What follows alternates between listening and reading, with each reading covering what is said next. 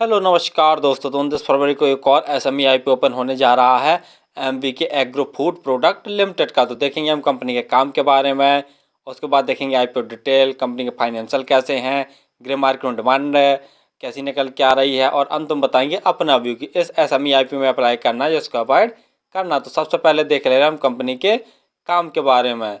तो 2018 में कंपनी की स्थापना हुई थी और कंपनी शुगर एंड शुगर से रिलेटेड जो प्रोडक्ट्स होते हैं उनका कंपनी मैन्युफैक्चर करती है। यानी शुगर के साथ साथ में कंपनी गुड़ के साथ में जो चाप होती है, यानी जिसे हम प्रेस मड बोलते हैं, और जो खोई, जो वेस्ट मटेरियल खोई बचता है तो उसका भी कंपनी देख लिया जाए तो उसको भी सेल करके पैसे कमाती है।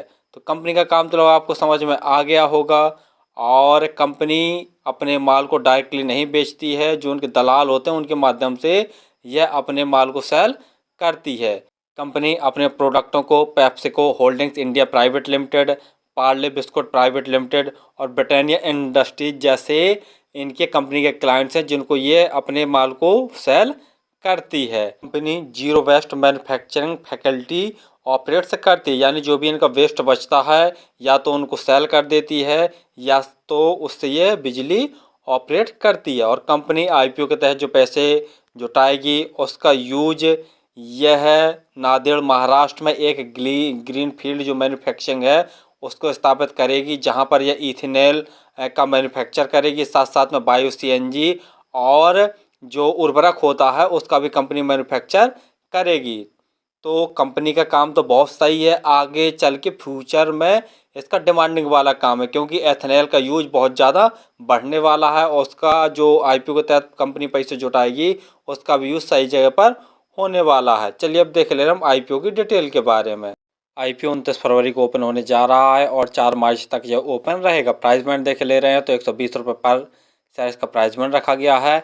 लॉट साइज 1200 शेयरों का एक लॉट है। टोटल यूज साइज 65.88 करोड़ का रखा गया, जिसके तहत पूरे फ्रेश इशू अर्थात नए शेयर जारी कर रही है। अलॉटमेंट देख ले रहे तो 5 मार्च को इसका आपको अलॉटमेंट पता चल जाएगा।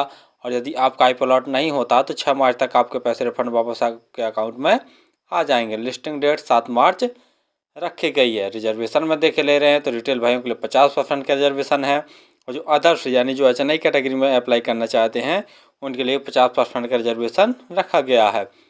रिटेल कैटेगरी में यदि आप एक लॉट अप्लाई करते हैं तो आपको 1,44,000 रुपये खर्च करने पड़ेंगे और रिटेल कैटेगरी में मैक्सिमम आप एक लॉट अप्लाई कर सकते हैं। यदि एचएनआई कैटेगरी में अप्लाई करना चाहते हैं तो कम से कम 2 लॉट अप्लाई करने पड़ेंगे, जिसके लिए आपको 2,88,000 रुपये खर्च करने पड़ेंगे। आईपीओ आने के पहले जो इनकी प्रोमोटर होल्डिंग थी पूरी 100% थी।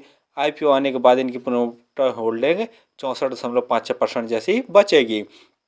आरओई 32.85% है। आरओसी 13.44% है। ईपीएस 5.55 है तथा पीई 21.61 है। पीई वाइज देखा जाए तो काफ़ी महंगे वैल्यूएशन पर ये अपने आईपीओ को लेके आए हैं। फाइनेंशियल देखे ले रहे हैं, लेकिन फाइनेंशियल देखने से पहले आप हमारे चैनल को तो सब्सक्राइब कर लें ताकि आपको समय समय पर शेयर मार्केट संबंधी जानकारी, आईपीओ संबंधी जानकारी और एसएमई आईपीओ संबंधी जानकारी मिलती रहे। तो जो ऑल अमाउंट दिए हुए हैं वो सभी के सभी लाख में दिए हुए हैं।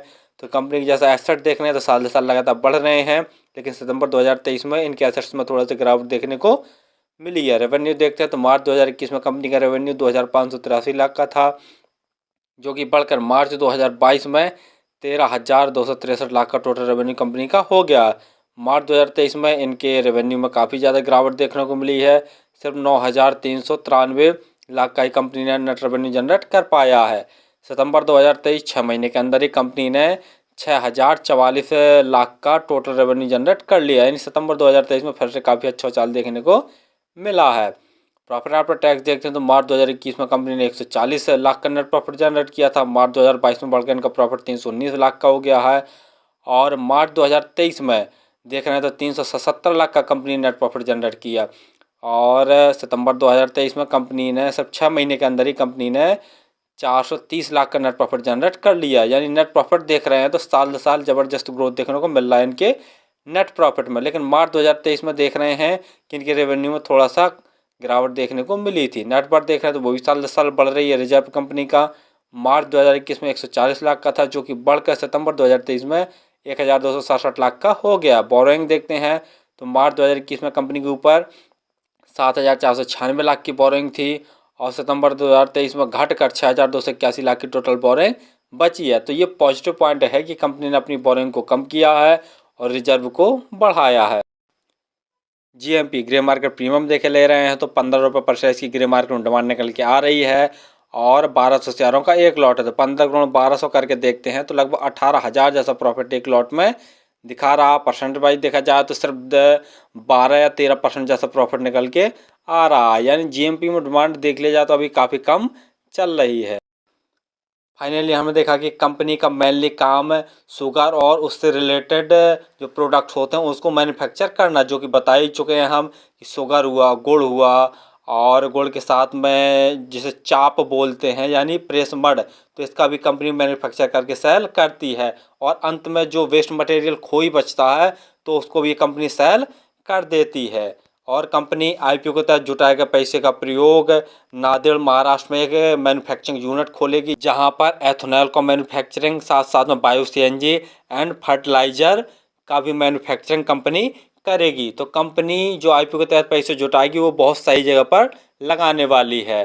दूसरा देखे ले रहे हैं कि कंपनी के फाइनेंशियल तो काफ़ी ठीक ठाक हैं, लेकिन मार्च 2023 में देख लिया जाए तो इनके रेवेन्यू में थोड़ा सा गिरावट देखने को मिला था। बाकी देख रहे हैं तो रेवेन्यू में साल साल काफ़ी अच्छा ग्रोथ देखने को मिल रहा है और प्रॉफिट आफ्टर टैक्स में भी काफ़ी अच्छा उछाल देखने को मिल रहा है। लेकिन कंपनी के ऊपर बोरिंग देखे ले रहे हैं तो बोरिंग बहुत ज़्यादा। दूसरा देखे ले रहे हैं कि कंपनी पी वाइज भी देख लिया जाए तो काफ़ी महंगी वैल्यूएशन पर ये अपने आईपीओ को लेके आए हैं, जिसके कारण ग्रे मार्केट में भी काफ़ी कम डिमांड चल रही है। तो मेरे हिसाब से तो अगर इसको आपको अप्लाई करना है तो लास्ट डे ही अप्लाई करें। वो भी दो चीज़ें ज़रूर देख लें कि जीएमपी में डिमांड कम से कम 50% जैसी हो जानी चाहिए और सब्सक्रिप्शन भी लगभग 100 गुना से ज़्यादा ही होना चाहिए, तभी इस एसएमई आईपीओ में अप्लाई करें, अन्यथा अवॉइड करें। धन्यवाद।